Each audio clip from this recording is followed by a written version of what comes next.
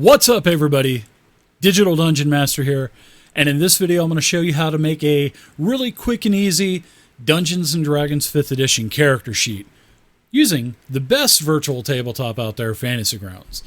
Fantasy Grounds, guys and gals, makes it so easy to make characters. All you have to do is just drag and drop everything. You don't have to type shit into the character sheet. You just drag and drop it.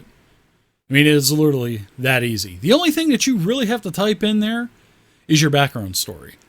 But you can also paste that in there if you've already got it on like a Word document or something. So let's get started. Now I'm in players mode. And when you log in to the game that you're going to log into, it's going to bring up character selection. We're going to come back to character selection because there's a couple of things that a lot of people don't know to do when they're new to Fantasy Grounds and they're creating a 5e character for the first time. So the first thing you want to do on the right hand side, notice all of these buttons here from character all the way down to library. This is where you're going to have all of your data, your spells, your races, your classes, your feats, everything. We want to add some more buttons to this, and version 3.2 of Fantasy Grounds made this possible. This was a huge upgrade for Fantasy Grounds because you used to have to go into each module individually and look through all the races out of the player's handbook, look through the races through the DMG, look for the races through Volos or the Princes of Apocalypse players. But with 3.2, it's put everything into these categories on the right hand side. I mean, it is beautiful. Saves so much time. We want to activate some more buttons. So lower right hand corner, click on the library. Now when you click on the library, you're going to see all these different radial buttons. And the more that you click, the more that it's going to add onto the right hand side, onto the taskbar on the right hand side. So all we have to do is look at the top and you're going to see here's GM, here's players, here's create PC, and then there's all. And you can see every time we click on one of these different categories, it's going to change the buttons around. And you can program these to add and subtract whatever buttons you want. So it's really nice. So let's just go to Create PC. It should have everything there that we need, from races to classes to backgrounds, feats, everything. Now, let's go ahead and activate our modules. That's the second thing that a lot of people forget to do, and that is to activate your modules. They're like, why can't I drag and drop anything? You got to activate the modules. So while you're still on the library interface, lower left-hand corner, click on the modules. It's going to pull up your data module library. And in this interface is going to have everything that the DM is allowing you to see. So let's start opening this stuff up. We're going to use probably the spells and races out of the Elemental Evils Player's Guide. Let's activate that. You just open the books. You may have to wait a couple seconds for some, depending on how large the file is, like the Player's Handbook. Let's open that up. That will probably take a couple seconds to load. Let's go ahead and add the Sword Coast Adventurer's Guide for all of the classes and archetypes out of that supplement. Then finally, let's open up Volo's Guide to Monsters for the players. This has all of the evil races and all that good stuff. Now, every license, whenever you get Fantasy Grounds, has the 5e SRD. Now, in our case, seeing that we have the Player's Handbook and all the other supplements, we don't need to open up these different modules. Now, these are free that come with Fantasy Grounds, like I said. But for this case, we don't need to open it up, nor do we need to open up the basic rules either, because the Player's Handbook has everything and more than what all that stuff has. So now that we've got all of those activated, and like I said, it's going to vary from DM to DM. Some DMs may just use the SRD stuff, and some other DMs may have all of the supplements like I have. So it's going to vary from DM to DM. So that's a warning for you. Now you can see that we have all of these supplements activated in our library. And before 3.2, when you would click on, say, the Player's Handbook, you would have to go into each one of these categories and open them up this way, and then drag and drop from the interfaces. But now with 3.2, we can just close the library altogether, and now we can start creating our character sheet. So now we're back at the character selection, and just hit the green plus button down here, and when you do that, it's going to close it, and a character sheet is going to appear in the top right hand corner. So when you click on that, this is your Fantasy Grounds character sheet. Now on the right hand side, there are 7 different tabs. Your main tab, your skills tab, this is where all your skill checks and rolls are done. Your abilities tab, this has all the pertinent information for your racial features, your class features, your languages, your feats, all of that stuff. Next is your inventory. All of the equipment is drag and drop. This takes care of all of your money, and also it automatically calculates your encumbrance too, because every item has a weight, and Fantasy Grounds has already took care of that for you, and you don't have to worry about your encumbrance. It'll take care of it for you. Next tab is your notes. This is, basically all of your looks, your alignment, all of your ideals, bonds, flaws, your appearance, any kind of background story you want to put in the notes down there. Your log. Your log is for Adventures League, and this is a nice addition that was put in later on, where you can put in your faction, your DCI number, and you can just right-click and create logs for every time that you play in an Adventures League game. Pretty sweet. Last, this is the bread and butter of their character sheet. This is where all of the magic happens. This is where all of your weapons are, your spells, any kind of damages, stuff like this. Now let's go back up to the main tab. And now that I've brainstormed, I want to make something just plain for the video. I'm going to make a human cleric for this video. Now we're going to start at a level 1, and then I'm going to level it up a few times also. And Fantasy Grounds recognizes multi-classing, even with all of the hybrid spell slots and all that stuff. So multi-classing, beautiful thing for Fantasy Grounds. Now the first thing we're going to do is create our ability scores.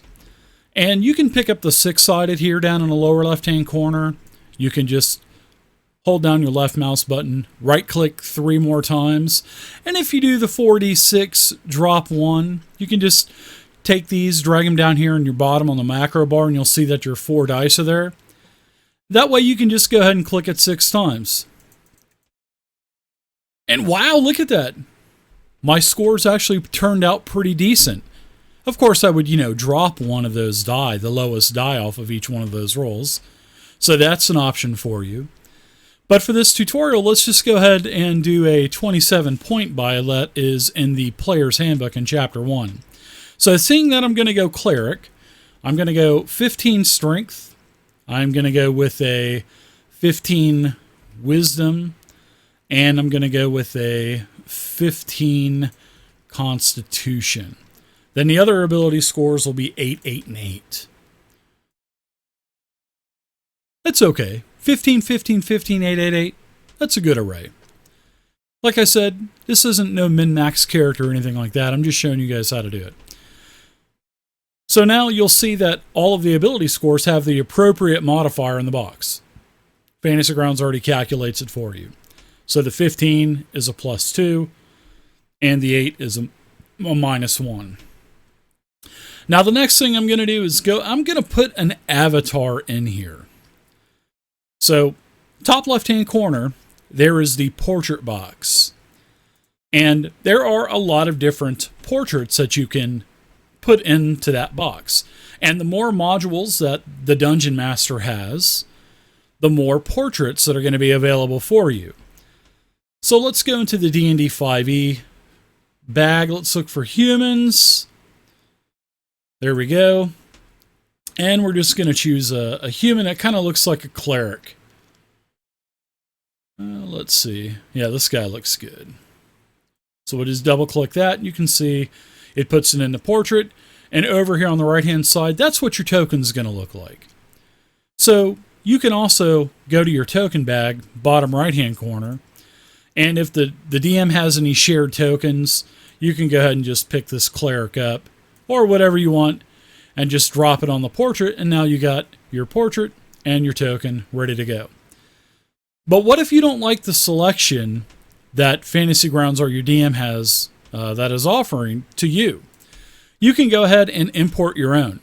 Just click back on the portrait or the token bag and go to the folder. And when you click on the folder, it is going to pull up the app data folder, which is the portraits folder or the tokens folder, whatever you click on. And then you can just put your image, just drag and drop it in the folder, X out of the folder, and then the next time you click on the portrait box, your image will be there, and then you can select it. Pretty cool feature. So now that we've got our ability scores done, we've got our portrait, we've got our token, let's go ahead and choose our race. Now when you drag and drop these races, it basically adds everything, all the racial features onto your skills tab. It will auto adjust your ability score. So if there's ability score modifiers that are involved with the race, it'll also add those on there too. So let's go into the races, right hand side, and we'll just move this to the side, and you can see now with 3.2, instead of all of the different modules we have to open, it draws them all into this this bin of races. Really nice. So let's just look for the human. There may be a couple of the same one. Depends on, like the Goliath. It was in a couple of different books. The halfling, there's some variant halflings in the Sword Coast Adventures Guide and stuff. So that you'll have to kind of look around to see if there's any variants you want or anything like that. But for this, we're just going to go with the good old human. And all you do is you just pick it up and just drag it right on top of the race section. And bam, look at that. It says, now you're a human. Congratulations. You got in fact, yeah, I do believe that the human gets a couple of ability modifiers. And all you have to do is just open that up. And you can drag and drop the window. And you can size it however you like. And when you scroll down at the bottom, yeah, here's the ability score increases. I've totally forgot about the humans because I'm used to doing the variant. All of your ability scores are increased by 1. So instead of taking the variant, which is the optional feat, I went ahead and just got the original Player's Handbook human, and it gave +1 to all modifiers. So as you can see, for strength, con, and wisdom, it increased it by 1, so now we have +3s. Pretty cool. So it automatically adjusted our ability scores for us. We got our race out of the way. Let's move on. Let's go ahead and now let's choose our class. For the class, like I said, we are going to do a cleric. So the cool thing about Fantasy Grounds, when you drag and drop your class on here, you'll be able to just pick it up, drag it right on the class and level, and look at this pop-up right here. Whenever you choose your class, you get to choose a couple of different skills. So we get to choose 2 for the cleric from the list below. I like it. Let's go with medicine and religion. We're going to go a typical healing type of cleric. So let's go medicine and religion. You hit the checkbox. Wow. Look at this. Now you get to choose your divine domain, which is your archetype. Now just remember, the cleric is level 1 when they get their archetype. Now the fighter, the rogue, they get theirs at level 3. So you're going to have to get a couple of levels before you get your archetype. Some classes are level 2. But whenever you hit the appropriate level, it's going to give you this pop-up box. And then it's going to ask you, what type of cleric do you want to be? I think that's pretty cool. We're going to go with the life domain. So we're just going to hit the radio button, hit the OK button, and you can see in the chat, every time we add something to our sheet, whether it be the human race or the cleric or the life cleric, everything is added into the chat. So now we can look at our skills and we can see all the yellow boxes. That means that we're proficient. There's the medicine and the religion that we chose. Damn cool. You go to your abilities. Here's everything for the life domain that I chose. The bonus proficiency, disciple of life, the life domain, all your spell casting. You choose your class. It gives you all of the armor and weapon proficiencies. It gives you your languages. And speaking about languages, you also get languages most of the time when you choose your background, which we're going to choose next. Now, Fantasy Grounds has an awesome feature called the language filter. And it's down here in the lower left-hand corner. All right.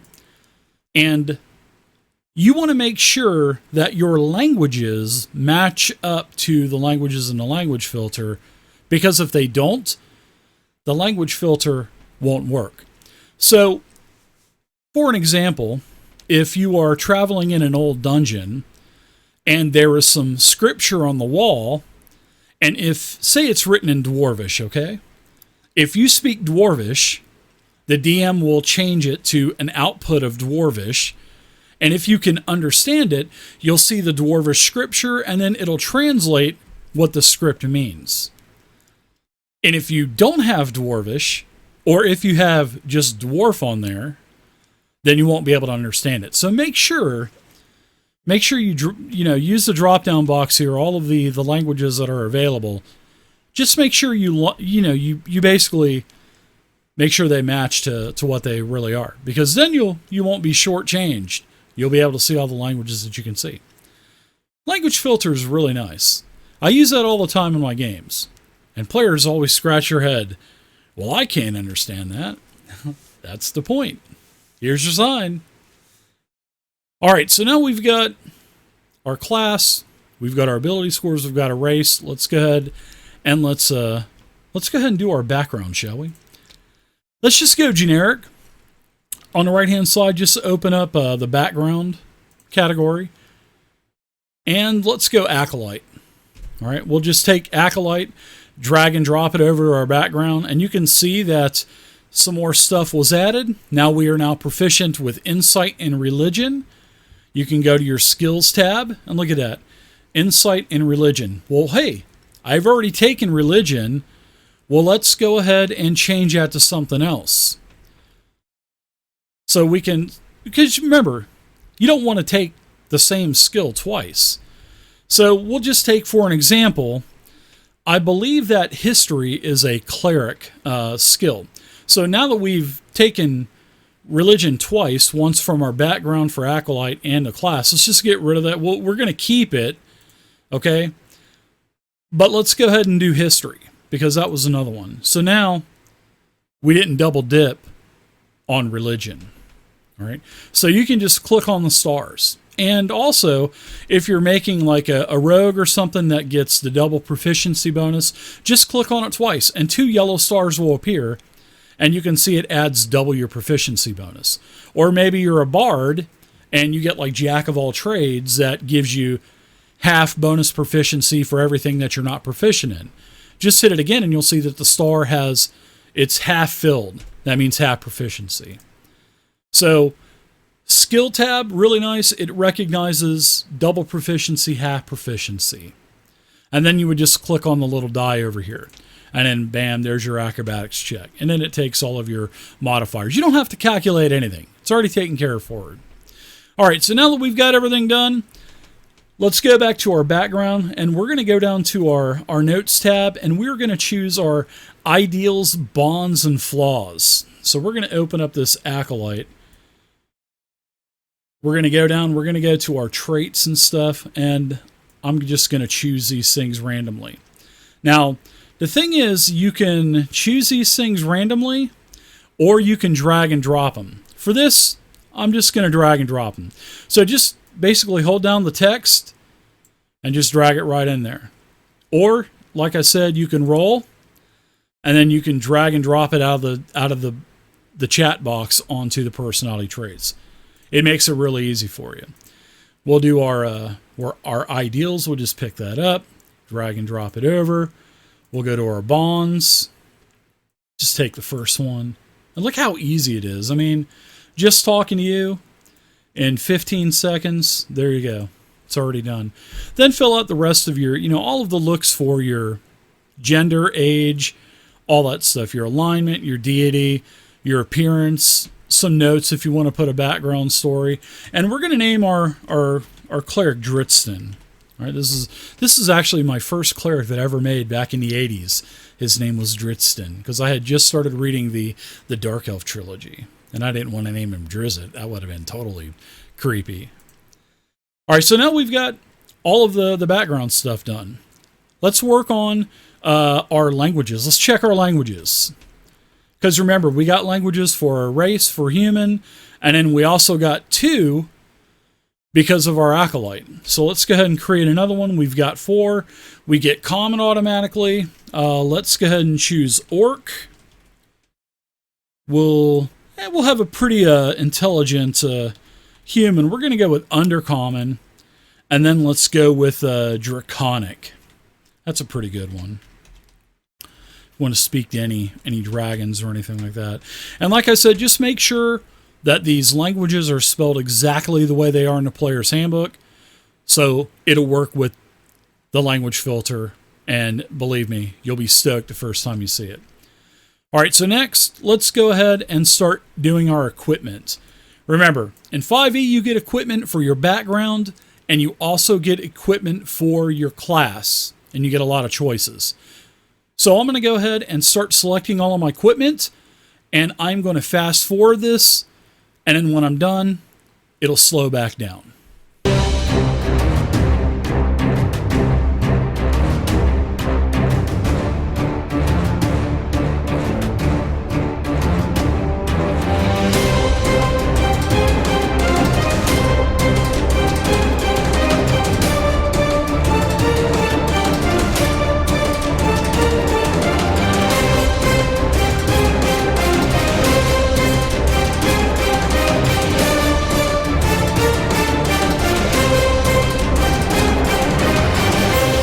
Okay, so now that we've got all of our equipment chosen, it's actually didn't take that long at all.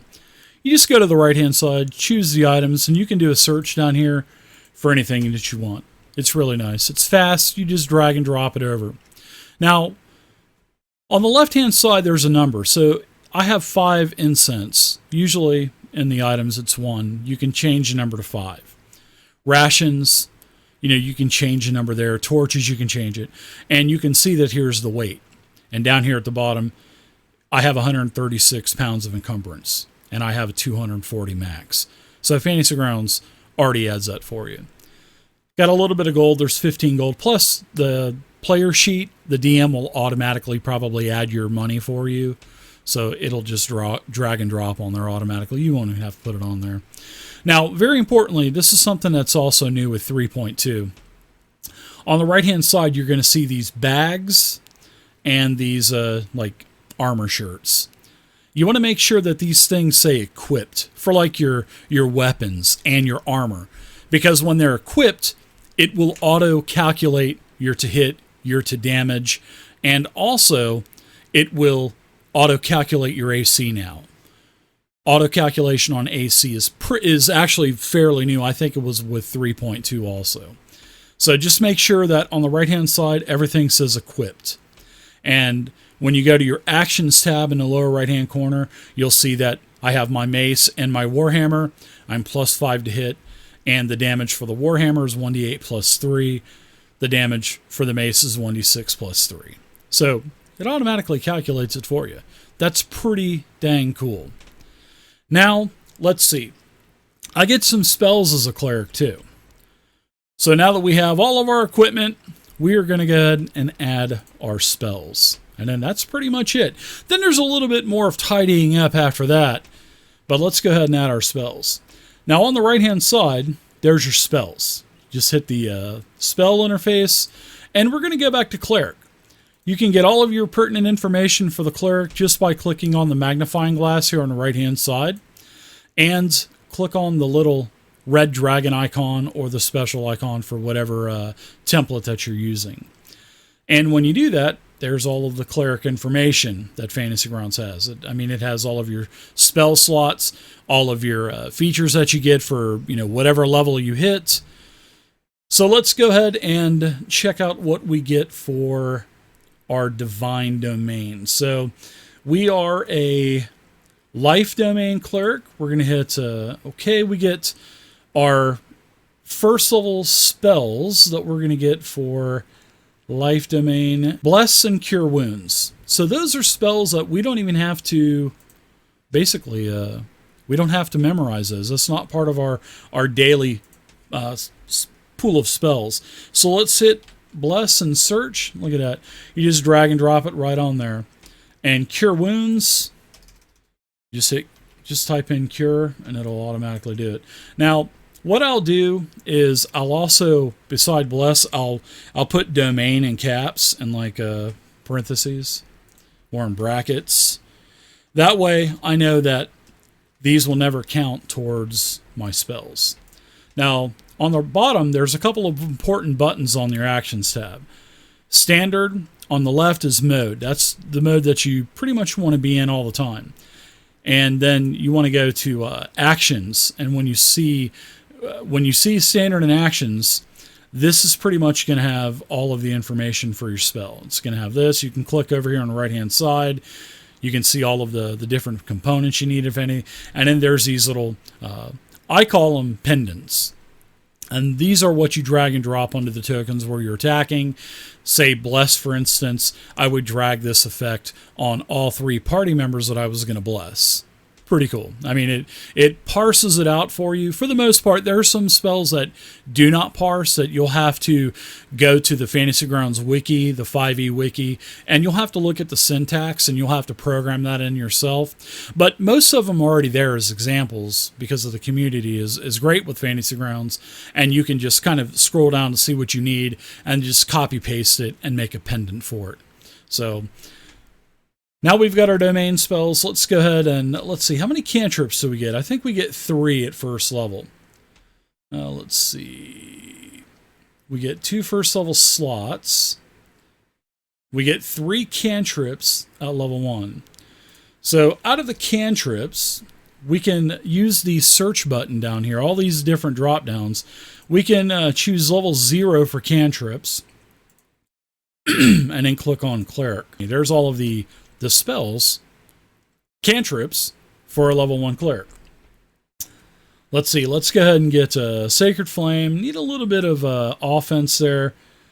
Let's take a Spare the Dying, and let's take a fun spell, and let's take Mending. I mean, we could take Resistance or Guidance, but we'll just go ahead and take Mending.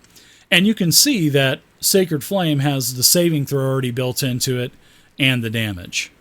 So that's pretty nice. It's already ready to go. It's parsed out, ready to go. Now we need a couple first level spells. It's for the cleric. I believe it is your cleric level plus your wisdom modifier. So we're level 1. We have a +3 wisdom modifier. So we're going to need 4 first level spells. And all we'll do is just go to 1. Now here's all the level 1 spells that we get to choose. Now I definitely want to get Healing Word, so we're going to drop that on there and see how it categorizes all of your spells too. Cantrips, first level, and it'll go all the way down to 9th level. As you get a higher level, you get higher level spells, etc., etc. So let's take Detect Magic. Every good spellcaster needs some Detect Magic. Let's take Cure Wounds. That'll be our 3rd spell. We've already got Bless. Let's see. Let's go for something a little bit heavier in damage. So let's go with Guiding Bolt, or we could even go Inflict Wounds too. But we'll just go with Guiding Bolt. And you can see after you close the magnifying glasses up, all of the information is parsed. So there's your attack roll for Guiding Bolt. There is the damage for Guiding Bolt, which is 46 radiant. Pretty awesome first level spell. And then here's the effect where it grants advantage on attacks against that creature. So that's pretty much everything for level 1. Now there's a couple things that we're going to have to look at, not only for the cleric, but for whatever class you're going to make. And just go to your abilities tab and see we have Disciple of Life. That's sort of like that's a special type of modifier that usually is not added. So as a life cleric, I'm going to get a bonus equal to 2 plus the spell's level.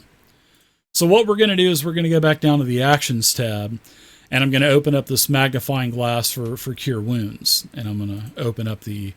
All right, we're going to have a bonus. All right. So let's go ahead and look for... it's 2 plus a level. So you're going to have to add in a level modifier in the box down there on the left-hand corner. So if you're casting Cure Light Wounds as a level 1 spell, you'll have to add in the 1 down here in the bottom, but then it'll take care of the other, +2 bonus for you. And then the same thing with Healing Word. You just open up the magnifying glass and look for the heal. I need to open up the right spell. There it is, Healing Word. And then open up the magnifying glass, put a +2 in there. All right. And that's pretty much it.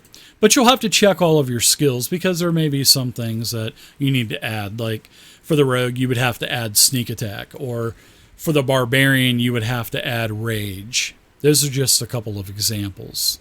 Or maybe the ranger, you'd have to add Colossus Slayer. But those are, the syntax for those are easy to find. They're already on the 5e wiki. So all you would do is you would just create a damage or a condition pendant and just paste the syntax in there. I've got another video for that too, so I'll put the link down in the description below. But that's it. That is pretty much everything to make a character for 5e. I mean, it is so easy to do, guys. I mean, it is. It really is. Now let's go ahead and level up this character a couple times. Now, I've already got level 1 cleric. Maybe let's say that I'm level 4 now. And we'll say that I wanted to take maybe 3 levels of fighter. Okay? So I've gone by a couple times. We've leveled up. So all I'm going to do is take this fighter and drop it onto the cleric. And when you do that, your hit points will automatically adjust. Your hit die will adjust. You'll have 2 hit dice. So you now be considered a level 2 creature. Well, level 2 character. Your proficiency, once you get up to a certain level, it'll automatically increase. And nothing happened for level 1 fighter, but you can see in the chat box, we had some features added like second wind, your fighting style. So we would have to add in the fighting style. So for the fighting styles, let's take a look at this. And there's a couple different examples. We're going to go with the defense. So while you're wearing armor, you gain a +1 bonus to AC. Now go back to your AC tab right here is on the main page. There's a little magnifying glass beside the shield. Just click on that and your bonus is +1. So for the armor, just go all the way over here, bonus +1. You'll see that now you have a 17. So it's already added in there for you. Let's take another level of fighter. And as you drop it in, level 2, you can see your hit points 1 up again. And you have 1 cleric hit die heal, you have 2 fighter hit dice heals, and it looks like a bunch of other things were added. Action surge, stuff like that. Now let's take level 3. Now, when we take level 3, we get to choose our specialization. We get to choose our archetype, our martial archetype. So let's say we want to do a little bit more on critting. So let's go with champion. Hit the radial button, hit the check button, and you can see in the chat, it even added more stuff. So that's how you level a character, everybody. That's how you make a character. Isn't it that easy with Fantasy Grounds? Holy cow, it's so easy. You don't have to enter a bunch of data. You don't have to copy paste a bunch of stuff. All you got to do is just put your background story in and make any other conditions or anything like that that didn't parse out for you. How easy was that? There you go, everybody. That's how to create a character in Dungeons & Dragons 5e. I hope this helped you out. I hope you learned something. Leave a comment in the comment section down below. Let me know how you liked it. If you don't like it, leave a thumbs down. Anyways, have a good one, everybody. And until next time, happy gaming and keep it savage.